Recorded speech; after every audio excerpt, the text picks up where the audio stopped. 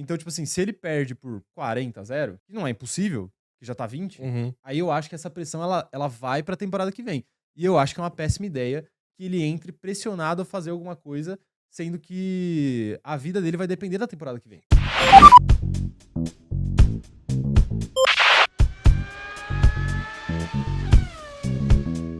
Momento Bortoleto pós-GP do Canadá. E a pergunta que eu tenho pra fazer é a seguinte. Antes, né, vamos falar sobre o final de semana do Bortoleto. O que Claro. aconteceu? Você pode ler pra gente?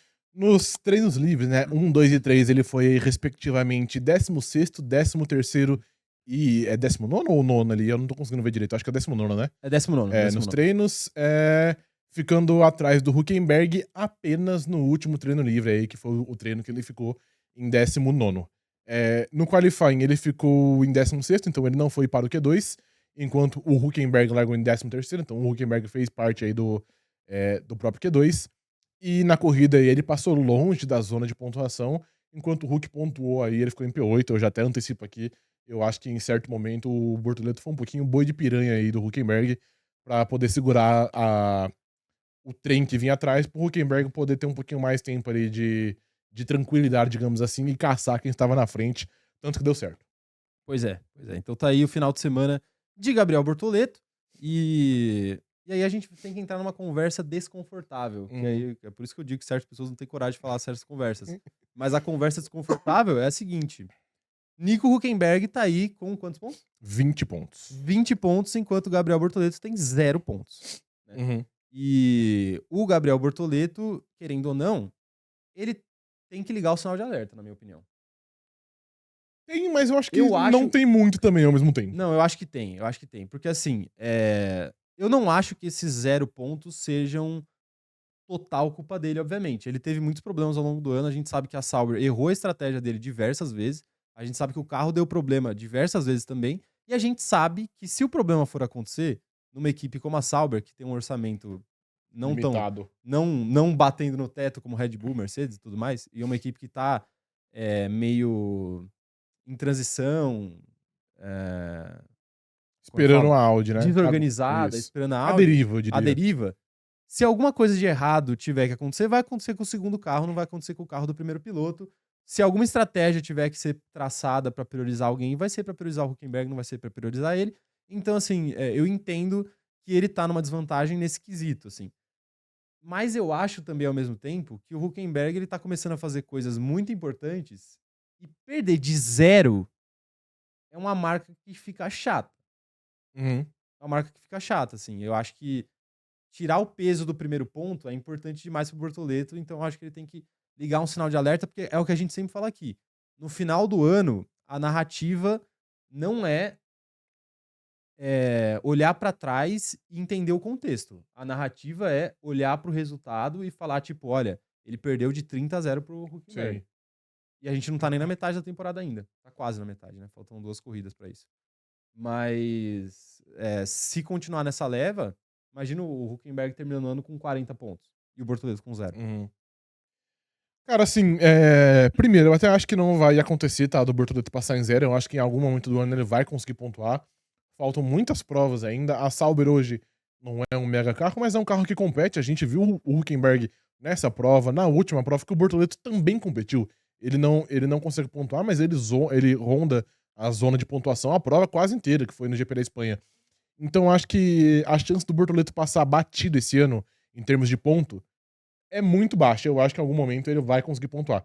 Tendo isso em vista, obviamente, perder pro seu companheiro de equipe não é bom, ainda mais quando tá 20-0 ou algo do tipo. Mas eu acho que a fama do Hülkenberg vai jogar a favor do Bortoleto. O Hülkenberg é um cara que tem a fama de ser bom no meio do pelotão, ser o rei do meio do pelotão, um cara que otimiza, que tira o máximo dos pontos do carro sempre que pode, que é bom em quali, que evita acidente de corrida. É um cara que sabe aproveitar as brechas que cada prova dá. Então, eu acho que o fato dele estar correndo contra um dos pilotos mais consolidados do grid, porque ele apesar de não ter pódio, apesar de não ter vitória, apesar de nunca ter corrido numa equipe grande, digamos assim, ele é um dos caras mais consolidados do grid. Ele é o terceiro mais experiente desse grid, né? Perde só do Alonso do Hamilton, acho. Sim. Então, enfim, eu acho que a fama do Hülkenberg de ser esse leão do meio do pelotão, eu acho que vai amenizar pro Bortoleto. Não seria a mesma coisa se ele estivesse perdendo por um pra um Kevin Magnussen da vida. Se ele tivesse perdendo pra um... sei lá, deixa eu pensar num outro piloto, pra um Lance Stroll da vida ou algo do tipo. Mas o fato dele tá perdendo pra um cara que é milhares de vezes mais experiente que ele e que sempre foi conhecido por tirar o máximo desses carros que pouco podem competir, eu acho que ameniza pra ele. É bom ele perder de uma porrada de pontos? Não é bom. Não é bom ele não ter pontuado ainda. Mas eu acho que as pessoas, quando chegar no fim do ano, elas vão olhar mais pra pontuação dos dois e falar: nossa, o Hülkenberg é um piloto incrível. O Hülkenberg é top 5 pilotos do grid, top 10 pilotos do grid, do que olhar e falar: não, o trabalho do Gabriel é ruim, o trabalho do Gabriel é pobre, o trabalho do Gabriel é insuficiente. Eu acho que isso não vai acontecer. Então eu acho que as pessoas vão olhar mais com o mérito do Hülkenberg do que como o demérito do próprio Bortoleto, até porque, como você bem disse, não acho que o Bortoleto tenha tido um grande demérito ainda. Não houve uma possibilidade que o Bortoleto iria pontuar e ele cometeu um erro, ou o pit stop da Sauber foi ruim. As coisas só não aconteceram ainda. O Russell, por exemplo, quando ele tava prestes Demorou a muito, pontuar, né? demorou muito, porque ele errava, porque o carro quebrava, porque o pit stop era ruim. O Bortoleto não teve isso ainda. Pode ser que até tenha em certo momento. Mas eu acho que no momento as pessoas olham mais o ótimo trabalho do Hülkenberg do que o trabalho ruim do Bortoleto. Pô, o Hülkenberg tá em 11º. Sim. Ele tá à frente de Aston Martin, ele tá à É frente de surreal, Racing é Bulls, surreal. de Haas. É muito bizarro, É surreal e talvez isso não se mantenha até o final do ano. Não vai com toda certeza, Mas eu acho que é perigoso também, porque, assim, essa primeira temporada do Bortoleto, ela é meio que uma temporada paga, assim, vai. Não paga no sentido de que ele pagou pra estar lá, paga no sentido de que é uma temporada que ele é meio que um franco atirador. Ele tem um contrato de 2 anos. Ele não vai ser demitido no final do ano, tá? Tipo assim, ele só seria demitido se ele fizesse coisas muito ruins, assim, coisa que, obviamente, ele não tá fazendo. Mas eu acho que, assim como o Mick Schumacher também teve essa temporada paga no começo da carreira dele lá, o que pode acontecer com o Bortoleto é da pressão, por mais que ele termine a temporada e comece a temporada do ano que vem, é a pressão desse ano ser jogado pro ano que vem. Do Uhum. tipo assim, a pressão do ponto que ele não conquistou esse ano ir pra temporada que vem. Entendeu? Sim. Então, tipo assim, se ele perde por 40-0, que não é impossível, que já tá 20, Uhum. aí eu acho que essa pressão ela vai pra temporada que vem. E eu acho que é uma péssima ideia que ele entre pressionado a fazer alguma coisa, sendo que a vida dele vai depender da temporada que vem. Sim. Né? Eu acho que essa temporada deveria ser uma temporada de adaptação pra ele tirar esse tipo de peso das costas. Tipo assim, faz o seu ponto, tem uma competição próxima com o Hülkenberg, pro ano que vem ele poder, de fato, tentar bater de frente. Sim. Né? Realmente, assim. Que aí você já imagina que o carro vai estar um pouco melhor, o regulamento vai ser outro e tem uma possibilidade maior ali de Tá fazer mais algo melhor. adaptado. Mas não tá sendo o caso, né? Não. Ainda, pelo menos até agora. Eu acho que não é ruim, repito, não é ruim a temporada do Bortoleto, é boa, eu acho até que é muito boa, mas ele tem que tomar cuidado pra esse tipo de coisa não se arrastar, pra não prejudicar o ano que vem dele, né? Ele parece Uhum. ser um moleque que lida bem, Mente blindada. que lida bem com a pressão, parece que ser um cara que manda bem nesse quesito psicológico da coisa, mas eu acho que tem que tomar cuidado, porque às vezes a pressão bate pra todo mundo. Não, de fato. É que também é foda, né? É aquilo que a gente sempre fala. O Bortoleto ontem fez a 10ª corrida dele na Fórmula 1. O Hülkenberg tem mais temporadas na Fórmula 1 completas do que o Bortoleto tem de corridas. Então, tipo assim, a discrepância é muito grande e o fato do... Eu acho que também a gente, pelo menos a gente, como eu falo, a gente, fã, pessoas de fora, etc., a gente esperava que a Sauber não fosse ser tão competitiva, né? A Sauber, ano passado, por exemplo, foi pontuar pela primeira vez no ano no GP do Qatar, que é a penúltima prova do ano. Sim. Penúltima prova do ano. Então, todo mundo esperava também que a Sauber fosse ter um carro mais ou menos parecido com o que a gente tinha no ano passado.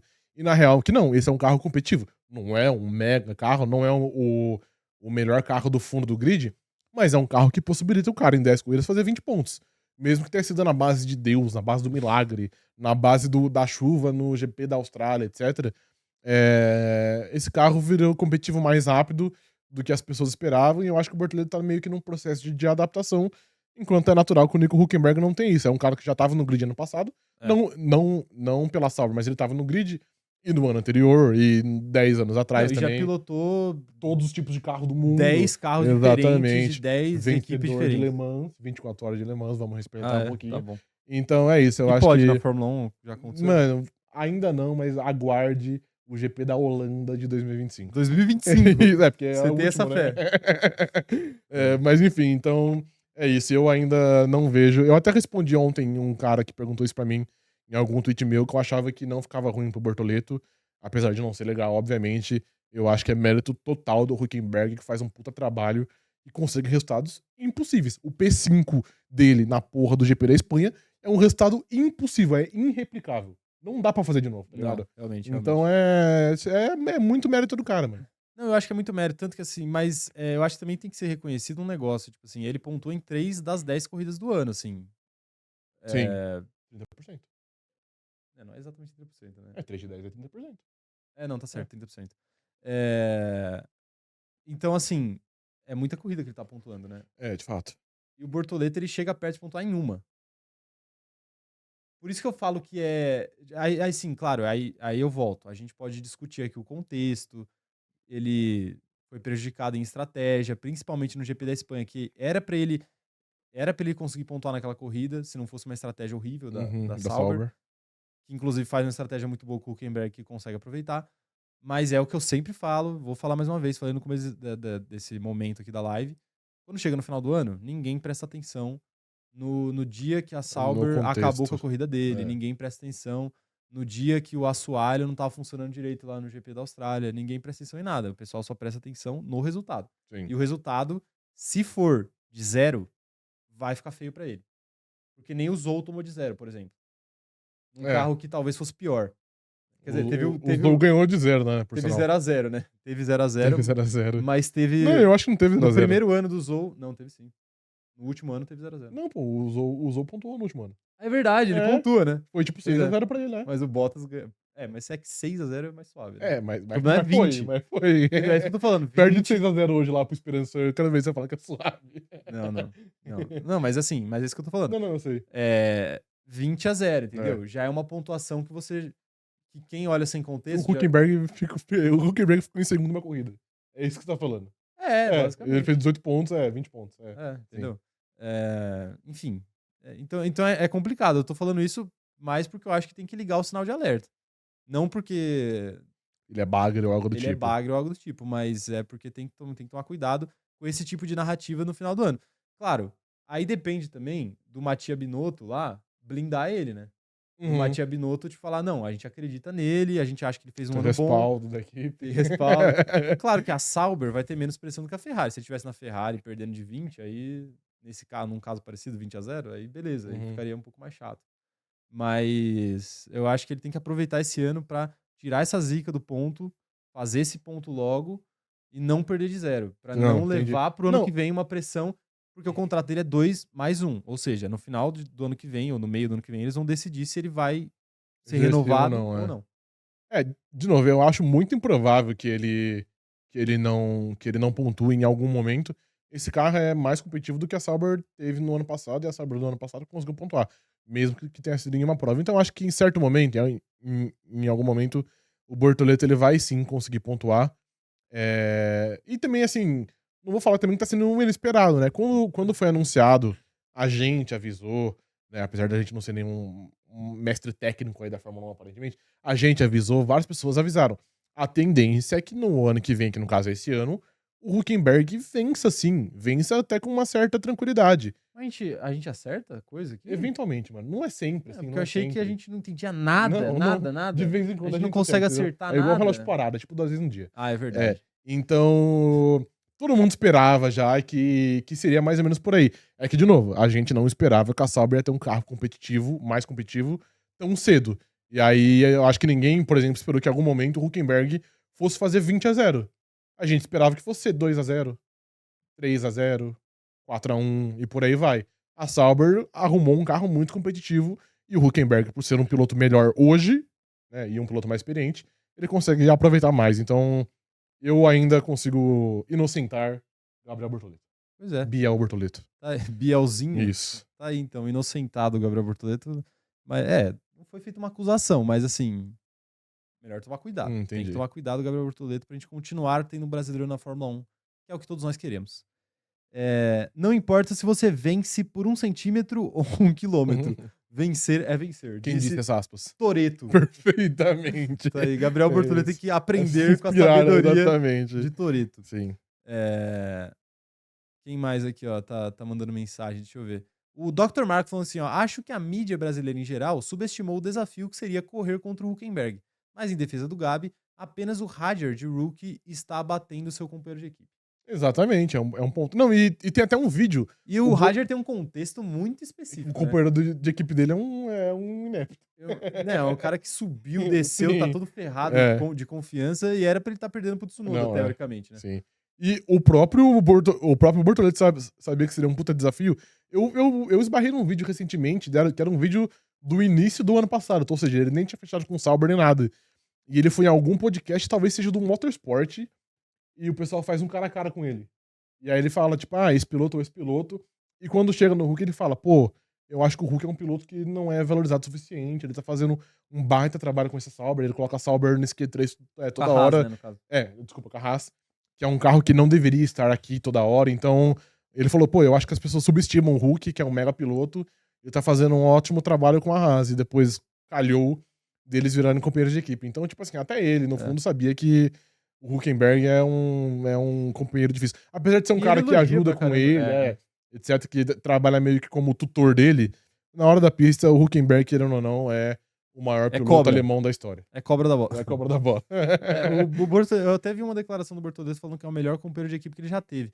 Eu só não sei em qual sentido que ele disse isso. Uhum. Se ele disse no sentido de o melhor tecnicamente, que pode ser também, né? Sim, o primeiro que é o cara mais consolidado, É o cara mais consolidado que ele tá pegando como companheiro de equipe. Ou se ele quis dizer melhor no sentido de se dar bem. Sim. Porque parece que eles se dão muito bem. Eles se dão muito bem, sim. Assim, é outra vibe completamente, né? O Bortoleto é muito mais novo. É pai e filho quase, né? O Hülkenberg já é pai de família. É pai e filho, meio tiozão, Sim. é meio tiozão e o Hülkenberg poderia ser pai do Bortoleto. Mas enfim, tá aí então. É isso então, gente. É isso. Comenta aí o que vocês acham aí do Bortoleto e do Hülkenberg. Perfeito.